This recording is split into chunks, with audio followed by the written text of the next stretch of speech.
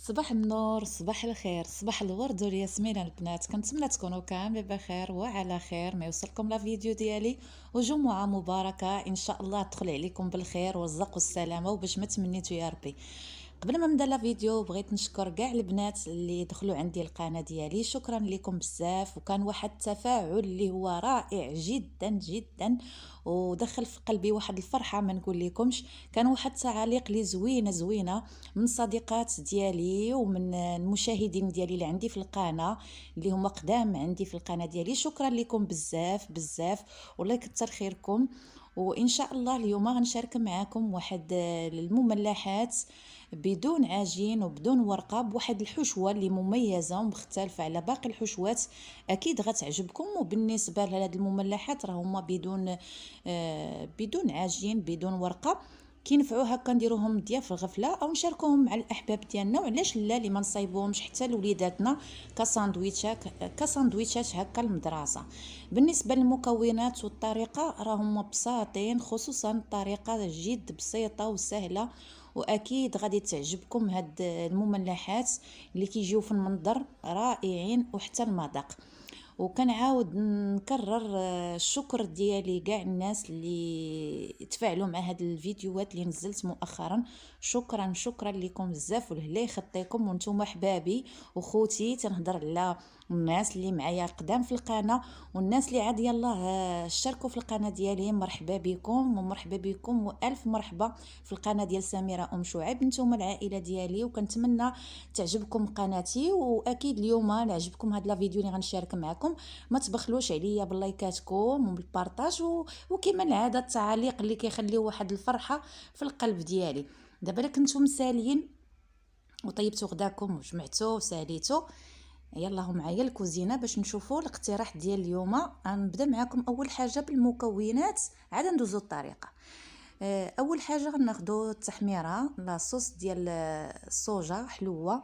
عندي هنا الفرماج، الفرماج مثلث والفرماج الايضام ولاصوص ديال مطيشه.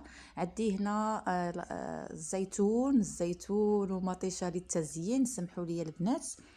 عندي هنا الكفته، واحد الفلفله كبيره وفلفله حمراء وفلفله صفراء من الحجم الكبير، ماشي هادوك الصغيورين، هادوك اللي على شكل كيجيو صغارين. هاد الفلفلات يكونوا غلاط شي شويه، هادوك هما اللي خدمت بيهم. والبزار وملحه بطبيعه الحال والقزبر ومعدنوس. عندي هنايا 3 ديال المعالق وجوج بصلات كبار مقطعاهم مكعبات صغار وربعه ديال الفصوص حتى 5 الفصوص ديال الثومه محكوكين. هادو هما المكونات. وغنحتاجو بطبيعه الحال الخبز ديال الطوست الغني على التعريف. راه خبز ديال الطوست كاين ديال الزرع وكاين ديال الدقيق العادي. انا خديت هذا الخبز ديال الزرع وانتم ديروا اللي حبيتوا. غنحتاجوا هنا جوج ديال الباكيات ديال الخبز ديال الطوست. راه كاين داك الحجم الكبير، الا لقيتوه يكون احسن، انا ما لقيتوش.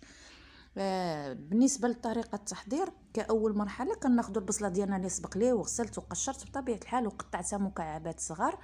وعندي واحد 3 المعالق ديال القزبر ومعدنوس وكما قلت الثومه.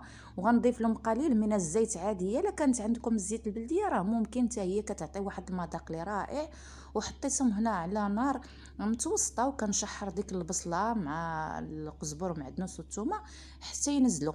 غادي نبدا نشحر فيهم مره مع التحريك. من بعد فاش غينزلوا واحد شويه غنزيد لهم هاد الفلفله اللي هي الوان. كاينه الفلفله الصفراء والفلفله الحمراء. انا ما درتش هذوك الطوال، درت هذوك القصار اللي تيكونوا كبار في الحجم وكيعطيو واحد المذاق رائع. الا كانت الفلفله الخضراء علاش لا حتى هي زيدوها، راه ممكن.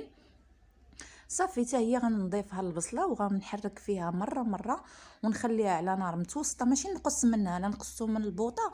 غتبدا هذيك الخضره تبدا تنزل لكم من الماء شويه. تكون النار متوسطه ماشي عاليه، متوسطه. ومره مع حركوها حتى تنزل لكم ديك البصله والفلفله. وهنا غناخذ مقله اخرى ونضيف ليها الكفته ديال الدجاج. انا درت كفته ديال الدجاج، ديروا الكفته اللي حبيتو نتوما، انا هادشي اللي متوفر عندي. خديت هنا 20 درهم ديال الكفته. 20 درهم ديروا نتوما بالغرامات، ديروا 300 غرام 200 غرام 400 غرام ماشي مشكل اللي كان متوفر عندكم. انا خديت 20 درهم ديال الكفته، شحرتها في واحد شويه الزيت غير بلا ما نزلات، وبقيت كندير ليها بالمعلقه هكا كتشوفوا في الفيديو راه شارح راسو. انا قلت لكم هكاك بحال كتشوفوا فيا حتى كتفتت ديك الكفته. وكنزيد لها الخليط ديال البصله والفلفله وكنخلطها على هذا الشكل كما كتشوفوا معايا. انا نزيد نوضح بالنسبه للكفته، راه ملي كنحركها باش نوصل لكم فكره كنمعكها بلا ديك المعلقه باش تفتت. بالنسبه للعطريه عندي هنا معلقه صغيره تكون عامره ديال التحميره، رانا درت معلقه هنا ما عامراش وزدت شي شويه معلقه صغيره ديال التحميره. وغادي نزيد الملحه. بالنسبه للملحه تتبقى حسب الذوق، انا راه ما كنعرفش ندير الملحه من غير يدي، القياس كنعرفو بيديا. انا خويت هنا الملحه وراه درت القياس اللي غيجيني انا هو هذاك، نتوما ما تكتروش.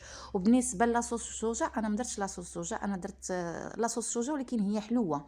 المهم زدت هنا واحد شويه البزار، دائما نخدم بيدي لان القياس تنعرفو بيديا في البزار وفي الملحه ما كنعرفش القياس من غير يديا.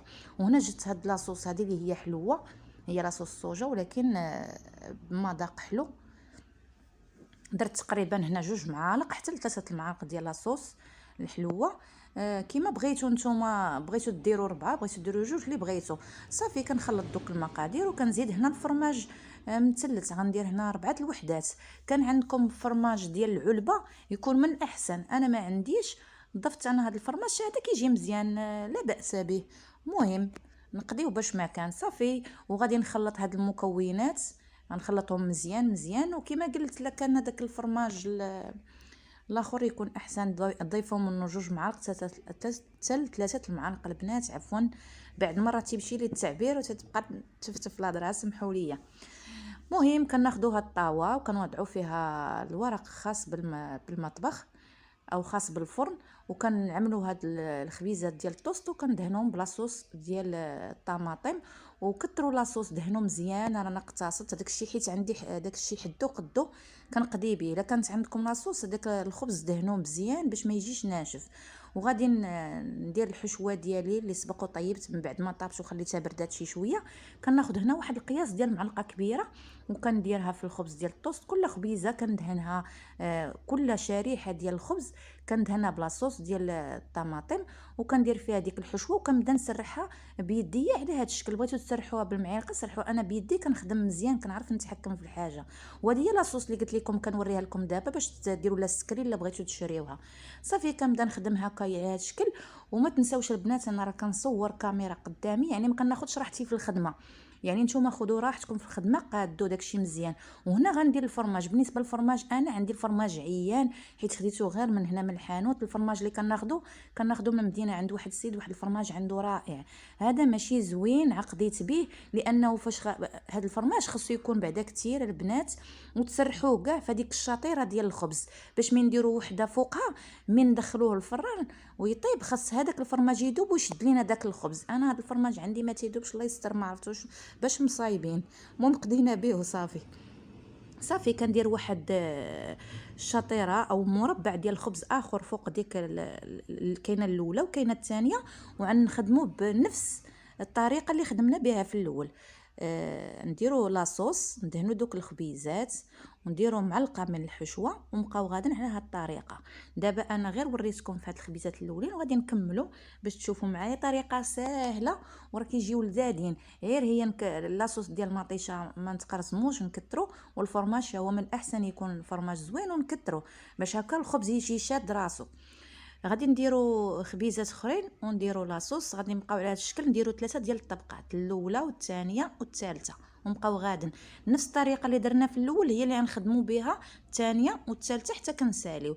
كندهنوا بلاصوص كنديروا الحشوه. انا راه هنا كنحاول نوضح لكم باش تشوفوا، وكما قلت راه واخا كنهضر الفيديو راه هو شارح نفسه. كنتمنى الطريقه تكون وصلتكم وجاكم هادشي سهل وبسيط. هانتوما كما كتشوفوا معايا نبقاو مستمرين على هذه الطريقه حتى نساليو الخبز ديالنا كامل ان شاء الله. نتوما معايا في الفيديو. وشكرا البنات لكم كاملين بزاف بزاف على التفاعل ديالكم مره اخرى، والله يجازيكم بالخير. وما تنساوش البنات لا جات على خاطركم تبارطاجيو الفيديو اللي عجبكم.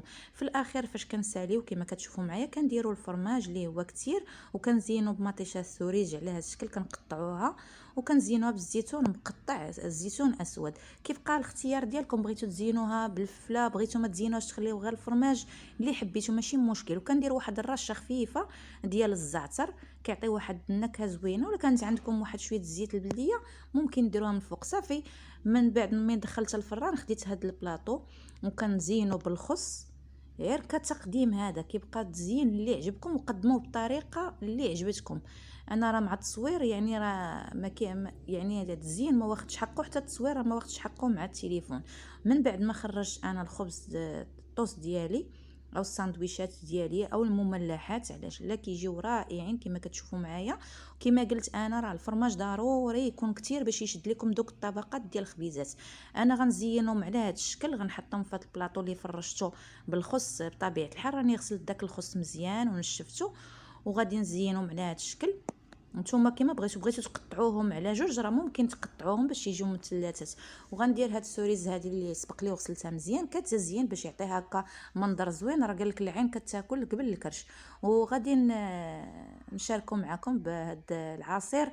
صراحه انا فاش كنت ندير المونتاج راه العصير صايبته وصورته ونسيت ما درت ليه المونتاج. دونك راه نشاركو معكم العصير مره اخرى ان شاء الله. تنتمنى ان الفيديو يعجبكم والطريقه ديال هاد المملحات تكون حتى هي عجبتكم. شكرا لكم بزاف بزاف على التفاعل ديالكم. غادي ان شاء الله نتلاقاو في فيديو جديد. تنتمنى الفيديو يوصلكم واليوم الجمعه وتكونوا نتوما بخير وعلى خير، وجمعه مباركه على جميع الناس. وشكرا شكرا بالسلام عليكم، ان شاء الله نتلاقاو في فيديو جديد.